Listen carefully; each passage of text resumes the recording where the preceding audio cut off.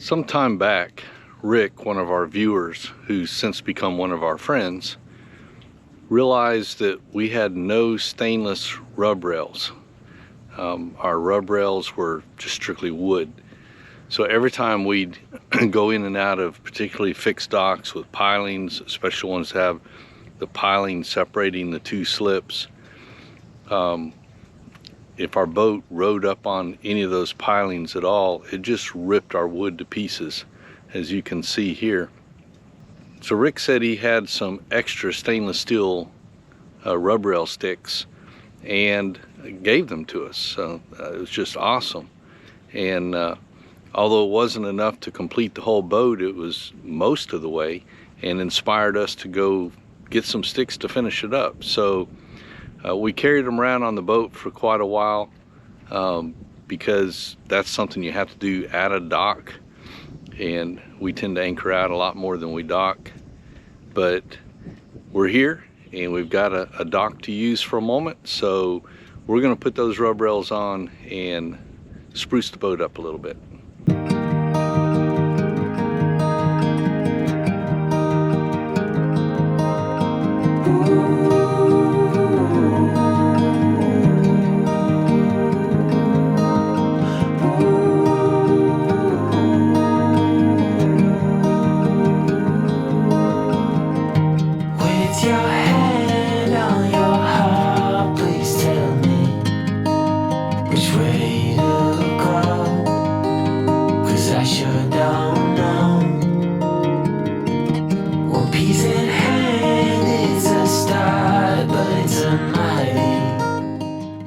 Well, we're done with the job, and I think you can agree it looks pretty good. So, Rick, thank you. We really appreciate you helping us out. Thank you.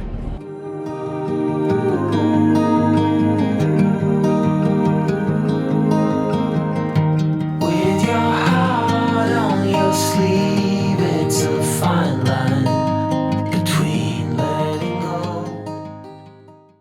In a previous video, I showed you how I was making an oil separator to catch the oil that was going down underneath our engine. As you'll recall, the reason I was making it was to try to save me some work, so I didn't have to clean up so much oil all the time. Every morning I have to go down and clean up that oil before we can start the engine up and travel some more. Well, the results are in. First of all, it did work as expected. It trapped a lot of the oil. It made it to where there wasn't near as much oil to clean up underneath the engine in the morning.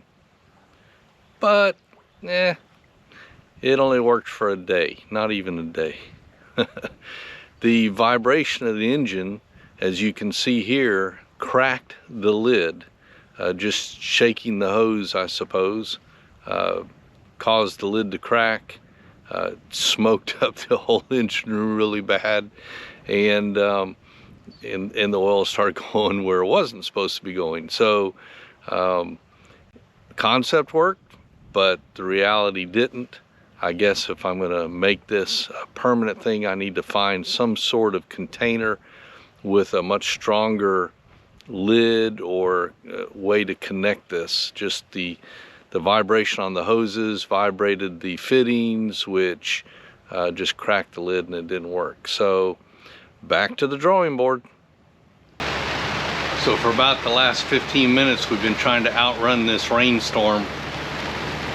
It's pretty nasty. It's got lightning. So far we've been doing pretty good. We're getting some sprinkles right now. We had some earlier. They come and go, but just real light sprinkle, and we take a turn around a bend and get away from it a little bit more again. So the race is on. We've got about another hour and a half to our anchorage, and hopefully we'll be able to anchor not in the rain, and we'll see what happens. Losing control, so I take my love and hide it away. But it looks like we finally outran it. Yay! It's Off in the distance back there, you can still see it, but it's not bothering us anymore.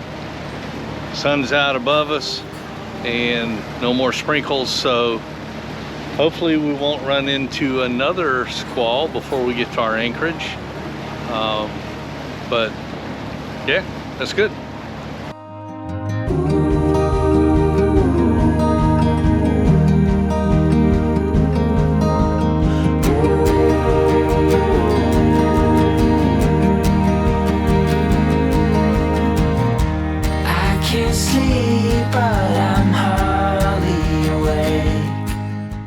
Looks like this car carrying ship's getting ready to get underway. It's got a couple tugs up against it, but the lines are still over, so it's not going anywhere yet. But I'm assuming since the tugs are there, it's getting ready to. We just passed one on the way in. He just left, so this one will probably be right behind him. Well, check out this life raft. It is way up there. I would not want to be in that thing when they drop it down into the ocean. How do they not get like whiplash or something? That's gotta hurt when you hit that water.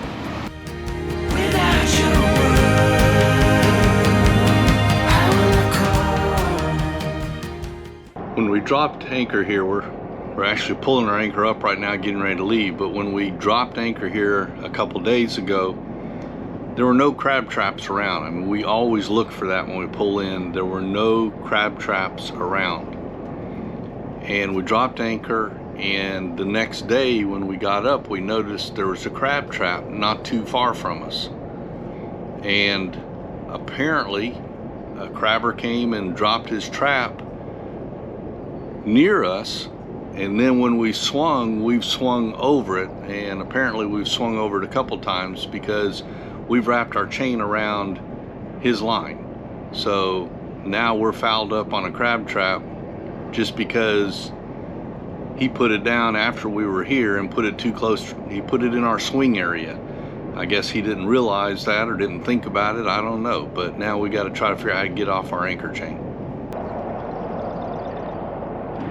So Marie got the line that goes from the crab trap. What? The buoy is. She got the line that goes from the trap to the buoy off of our anchor chain.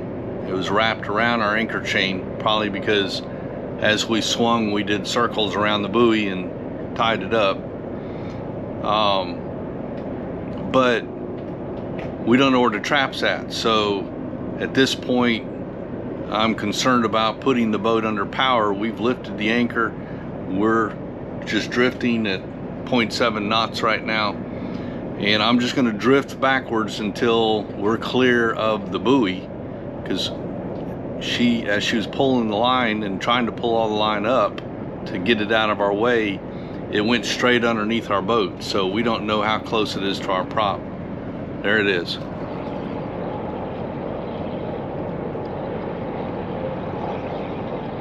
went back forward, which means you're over the line somewhere. All right, I'll drift a little bit longer, and then I'll put her under power. So that's the only thing I know to do to avoid getting it caught in our propeller, is to just let the current pull us away from the crab trap, which we're probably far enough now. So I'm gonna go ahead and put it under power and let's get out of Dodge. But don't put your crab traps right anywhere near a boat. Remember, we got to swing, so don't assume that where we're sitting is where we're going to be sitting in 6 hours. So, you know, keep them a good distance from us. Thanks. So we got some peaches in Darien, Georgia, and we are going to make, or I am going to make peach pancakes with them. Used to make peach crepes all the time. I loved them, and but on the boat I like to just simplify things. So basically, it's going to be pancakes with peaches on top, and you'd be surprised about how delicious they actually are. So So we had planned on pulling into Brunswick Landing Marina this morning and topping off our generator fuel tank so that we can stay on the hook longer. But we radioed to let them know we were coming in, and they informed us that they've got a boat that's over 100 foot long on their fuel dock. So A, there's no room for us and at the moment, and B, the tanks on those boats are so big, they use so much fuel that it's going to take over an hour to fuel it. And we don't have that time to wait, because we are planning to cross through Jekyll Creek today, heading south, and the tide's going out right now. So if we wait over an hour and then half hour to fuel us, by the time we get to Jekyll Creek, it'll probably be pretty much low tide. So we just did a U-turn, and we're gonna head that way and possibly pull into Jekyll Harbor Marina, which is on the other side of the creek. Pull in there and get fuel there. Getting fuel, water in, a pump out. Slow pump out.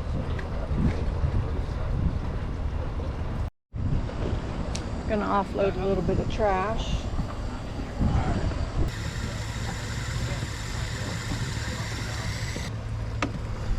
So he listens, and somehow or other he knows when to shut the fuel off before it overflows.